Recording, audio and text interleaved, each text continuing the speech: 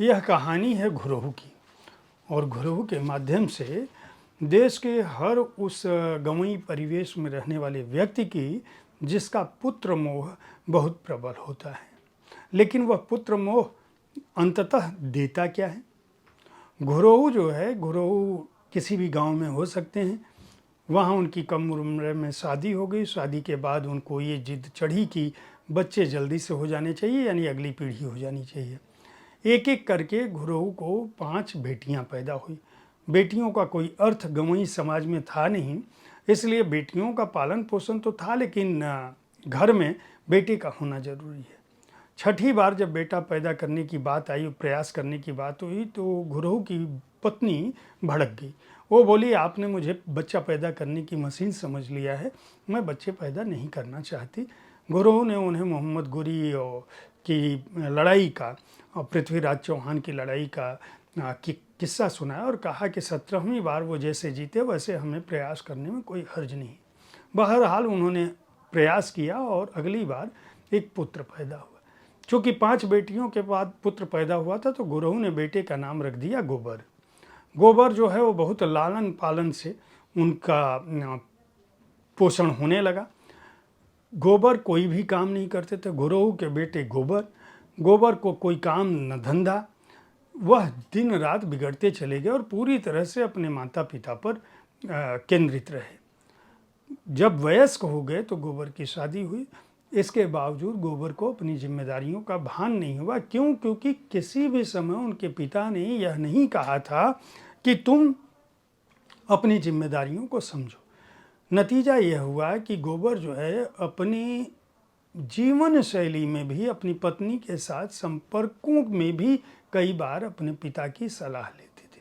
पत्नी मजाक में भी कई बार कहती थी उनकी कि अगर तुम अच्छे से प्यार नहीं करोगे तो मैं पापा को कह दूंगी, यानी घुरहु को कह दूंगी। गोबर और घुरहु की यह कहानी दरअसल यह बताती है कि समय के साथ स्थितियां बदलनी चाहिए और स्वावलंबन भी व्यक्ति के अंदर तभी आता है जब उसे दायित्वबोध कराया जाए।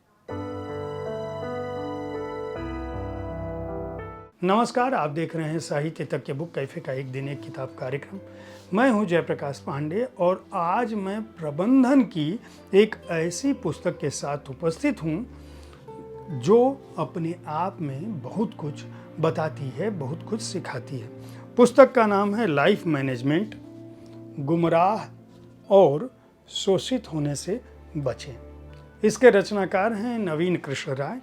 नवीन कृष्ण राय का अपना जो खुद की सफलता है वह बहुत ही रोचक और आकर्षक है। वे देहाती इलाके में पैदा हुए और अपनी कर्मठता और मेहनत के बल से शुरुआत के दिनों में ही बहुत सारी सामाजिक गतिविधियों से जुड़ गए। वर्तमान में भारतीय प्रबंधन संस्थान इंदौर में प्रबंधक के पद पर कार्यरत हैं।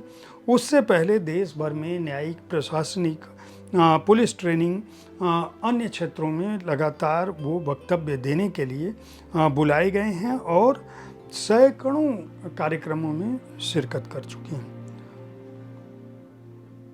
लोकतंत्र के जितने भी स्तंभ हो सकते हैं, हर क्षेत्र में अपनी प्रबंधकीय कौशल से नवीन कृष्ण राय की अपनी व्याप्ति है और चूंकि अपनी व्याप्ति और लोकप्रियता है तो उन्होंने उसे इस पुस्तक में दर्ज करने की कोशिश की। उनका मानना था कि जीवन में उन्होंने जो कुछ भी हासिल किया या जो दूसरे सफलतम लोगों ने हासिल किया, जो लगातार वह वक्तव्यों, व्याख्यानों के दौरान जिस तरह के सैकड़ों हजारों लोगों से मिलते रहे, उनका यह मानना रहा है कि जीवन में सफलता और असफलता के बीच दरअसल प्रबंधन की सबसे बड़ी भूमिका है। आपको यह पता होना चाहिए कि आप जीवन में क्या चाहते हैं, उस चाहने का रास्ता क्या है, आपकी क्षमताएं क्या हैं और उसका सही तरीके से संयोजन क्या हो सकता है, उसका प्रबंधन क्या हो सकता है, उसकी रणनीति क्या हो सकती है। यह पुस्तक इन्हीं बातों को बताती है। नवीन ने इस पुस्तक में कहानियों के माध्यम से अपनी बात रखी है और उसी में से एक कहानी से मैंने शुरुआत की। कुल 36 अध्याय इस पुस्तक में हैं जो पहले अपने शीर्षक के साथ ही यह बताने लगते हैं कि आप दरअसल क्या आपको सोचना चाहिए, क्या चाहना चाहिए। इस दौरान वे न केवल उसकी अवधारणा को, उसके सिद्धांत को, उसकी व्यावहारिकता को सामने रखते हैं, बल्कि प्रतिबद्धता और फीडबैक को भी सामने रखते हैं। जो अध्याय हैं उनमें आप उनके शीर्षक से समझें कि आगे आपको इस किताब में क्या कुछ पढ़ने को मिलेगा और क्यों इस किताब को पढ़ना जरूरी है हर उस युवा के लिए जो जीवन में सफल होना चाहता है, जो अपने जीवन को नियोजित करना चाहता है, जो जीवन में सफल केवल अपने व्यावहारिक और व्यावसायिक क्षेत्र में, प्रशासनिक क्षेत्र में, शिक्षा के क्षेत्र में जहाँ वो है, केवल उन क्षेत्रों में नहीं बल्कि व्यक्तिगत स्तर पर उसका मानसिक विकास, उसका शारीरिक विकास, उसका बौद्धिक विकास, उसका भौतिक विकास कैसे हो सकता है, यह पुस्तक इसके बारे में भी बताती है। जो अध्याय हैं उनमें पहले अध्याय से वो शुरू करते हैं कि हमेशा यह याद रखें कि आप वास्तव में चाहते क्या। बिना इस विचार के कि आप क्या चाहते हैं, आप कहीं भी जीवन में आगे नहीं बढ़ सकते। दूसरे अध्याय में वो कहते हैं कि बिना साहस के किसी भी प्रतिभा का कोई मूल्य नहीं होता। यहाँ कहानी के साथ भी वह उदाहरणों के साथ बताते हैं, आपके अंदर साहस हो न हो, कितनी भी प्रतिभा हो, अगर आप उसको आगे बढ़ना नहीं चाहते, वह हिम्मत नहीं जुटा सकते, तो प्रतिभा का कोई मोल नहीं है। लक्ष्य निर्धारण के समय भविष्य को अनुकूल समय जो है वो भविष्य के अनुकूल होना चाहिए और उसकी तैयारी भी होनी चाहिए उस वक्त के लिए भी जब समय प्रतिकूल हो। जीवन में अगर तेज चलना चाहते हैं तो अनावश्यक जिम्मेदारियों का बोझ मत उठाएं। कोई ज़रूरी नहीं है कि आप कैमरे के पीछे रिकॉर्डिंग कर रहे हों तो इशारा करते रहें। कोई ज़रूरी नहीं है कि आप सड़क पर जा रहे हैं तो कोई दूसरा भी जा रहा है तो आप देख रहे हैं कि उसकी गाड़ी तेज़ चल रही है या धीमी। ऐसी चीज़ों का कोई अर्थ दरअसल होता नहीं है। इसी तरह से अपनी कमियों को नज़रअंदाज करने से बचना चाहिए। आपको ये पता होना चाहिए कि हमारी दरअसल क्षमता क्या है।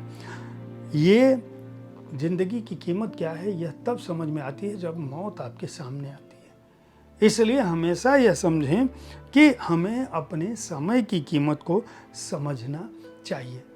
एक और बात, आम तौर पर लोग किसी भी व्यक्ति के कहने पर आपका मन नहीं है तब भी कोई बात मान लेते हैं।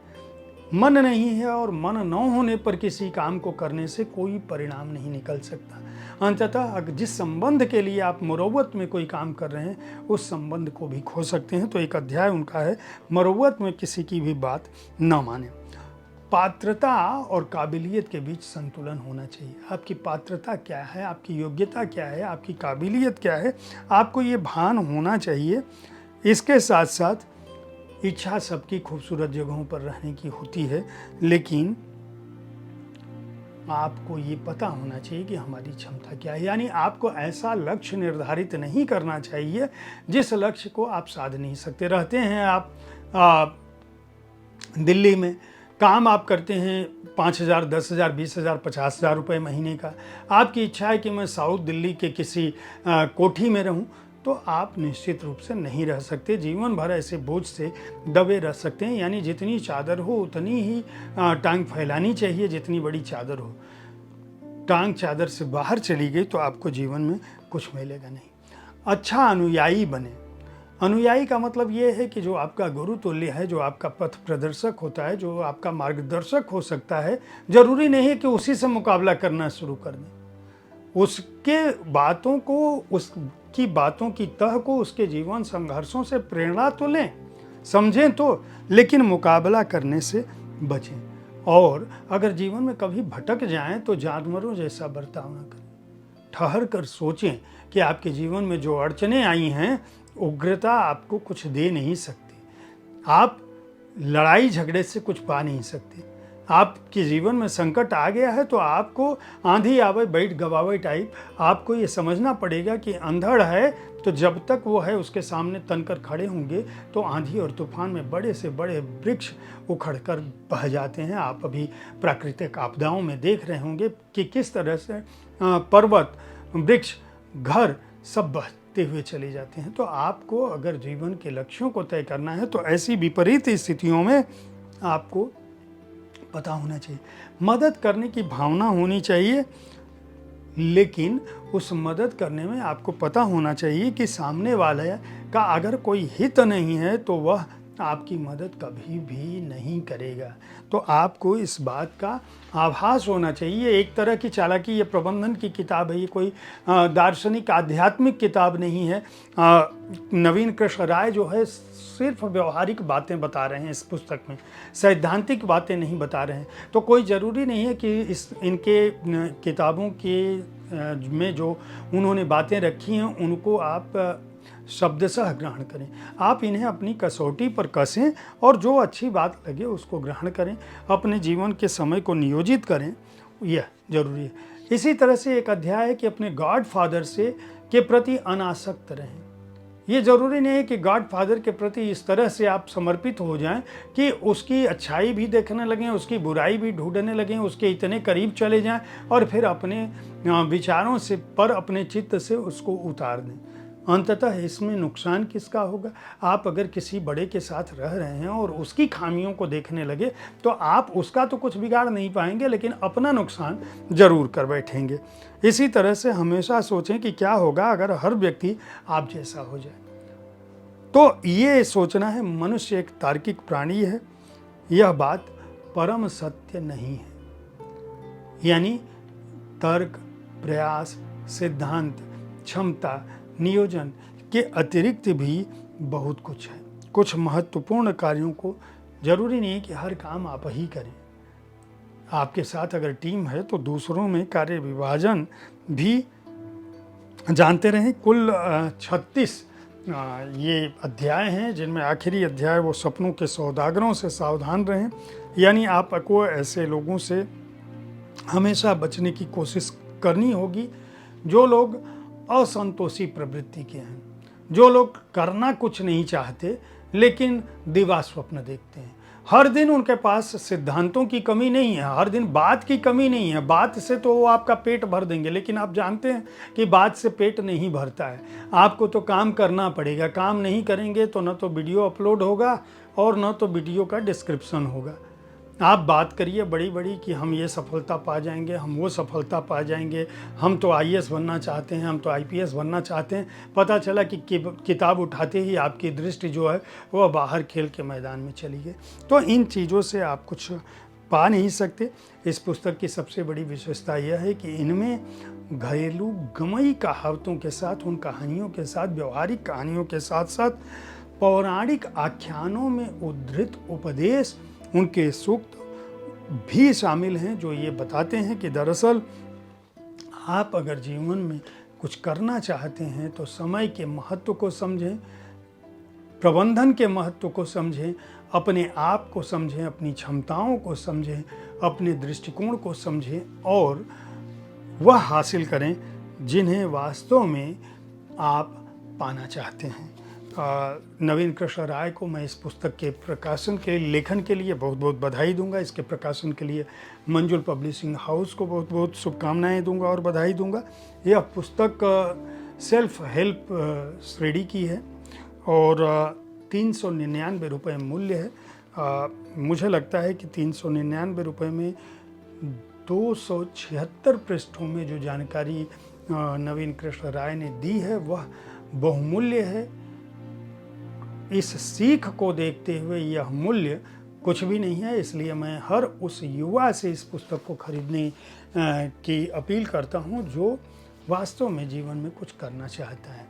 आप इस पुस्तक को पढ़ें, इसे अपनी कसौटी पर, अपनी स्थितियों में परखें। जो अच्छी बातें हैं उन्हें ग्रहण करें, जो आप कर सकते हैं उन्हें अवश्य करें, जो नहीं कर सकते हैं उन्हें आप छोड़ सकते हैं। लेकिन यह पुस्तक पढ़ने के साथ साथ अगर आप अमल करने की प्रवृत्ति रखते हैं तो आपके अंदर बहुत कुछ बदल सकती है। कल ठीक इसी समय मैं किसी और पुस्तक के साथ आपके पास उपस्थित होऊंगा। इस कार्यक्रम के बारे में अपनी राय से अवगत कराना ना भूलें। साहित्य तक देखते रहें, बुक कैफ़े देखते रहें, पुस्तकें खरीदते रहें, पुस्तक संस्कृति को बढ़ावा देते रहें। धन्यवाद।